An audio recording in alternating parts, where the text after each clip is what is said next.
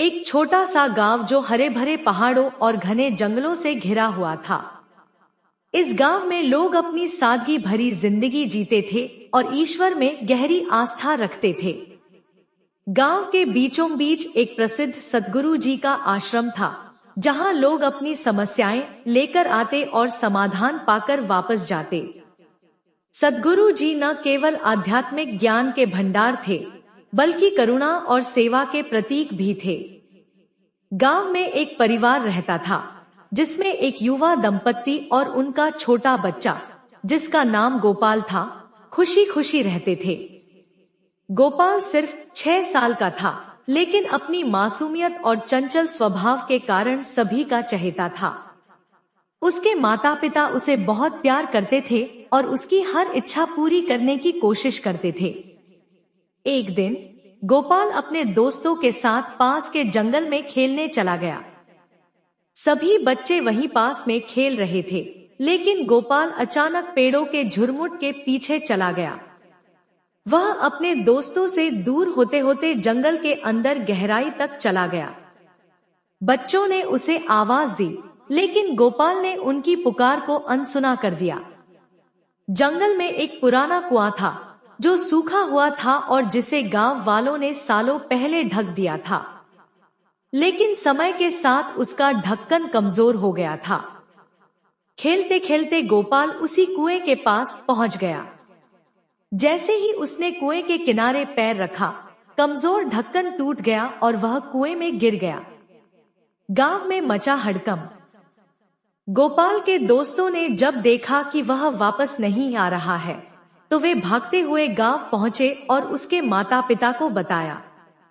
गोपाल के माता पिता का दिल दहला गया। उन्होंने तुरंत गांव वालों को इकट्ठा किया और सब लोग उसे ढूंढने जंगल की ओर भागे। जंगल में खोजते हुए उन्होंने गोपाल को कुएं के अंदर पाया। वह बहुत गहराई में था और रो रहा था। कुआं इतना संकरा और गहरा था कि उसे बाहर निकालना असंभव लग रहा था। गांव वाले चिंता में पड़ गए और कोई समाधान नहीं सूझा। गोपाल के पिता को अचानक सद्गुरु जी की याद आई। वह दौड़ते हुए उनके आश्रम पहुंचे और रोते हुए पूरी घटना बताई। सद्गुरु जी ने शांत स्वर में कहा, चिंता मत करो, ईश्वर ने चाहा तो गोपाल को कुछ नहीं होगा। सबके लिए आशा का प्रकाश हमेशा जलता है। सद्गुरु जी तुरंत गांव वालों के साथ जंगल पहुंचे। वहां पहुंचकर उन्होंने पहले स्थिति को समझा। कुएं में झांककर उन्होंने गोपाल को देखा, जो अब भी रो रहा था। सद्गुरु जी ने अपनी आंखें बंद की और कुछ देर ध्यान में बैठे। गांव वाले यह देखकर हैरान थे, लेकिन उनकी आंखों में विश्वास था कि सद्गुरु जी कुछ न कुछ जरूर करेंगे। कुछ क्षणों बाद सद्गुरु जी ने आंखें खोली और कहा, यह केवल शक्ति का नहीं, विश्वास और धैर्य का समय है। हमें मिलकर काम करना होगा। उन्होंने गांव वालों को कहा कि वे तुरंत मजबूत रस्सी और एक पतली लकड़ी की सीढ़ी लाएं। गांव वाले जल्दी जल्दी यह सब लेकर आए। सद्गुरु जी ने रस्सी को सीढ़ी के साथ बांधकर उसे कुएं में नीचे उतारने की योजना बनाई। जब सीढ़ी नीचे पहुंचाई गई, तो गोपाल ने डर के कारण पकड़ने से मना कर दिया। वह चिल्लाने लगा, मुझे डर लग रहा है, मैं नहीं चढ़ सकता।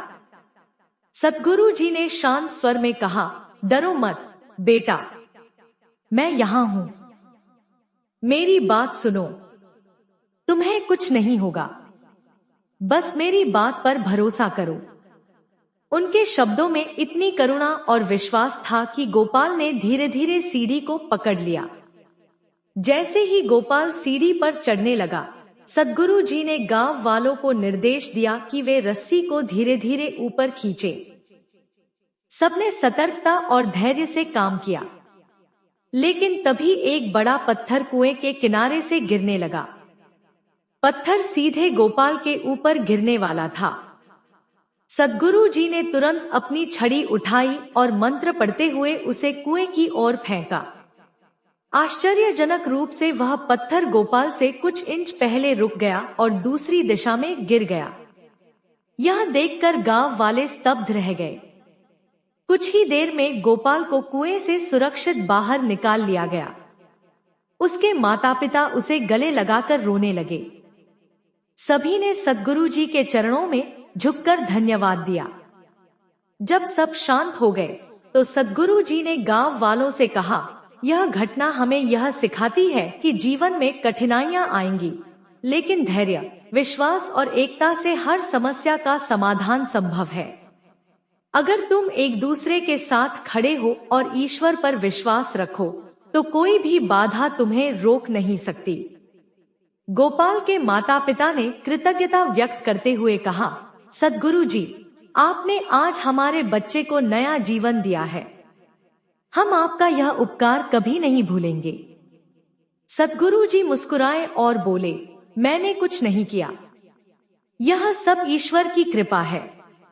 मुझे केवल माध्यम बनने का सौभाग्य मिला। उस दिन के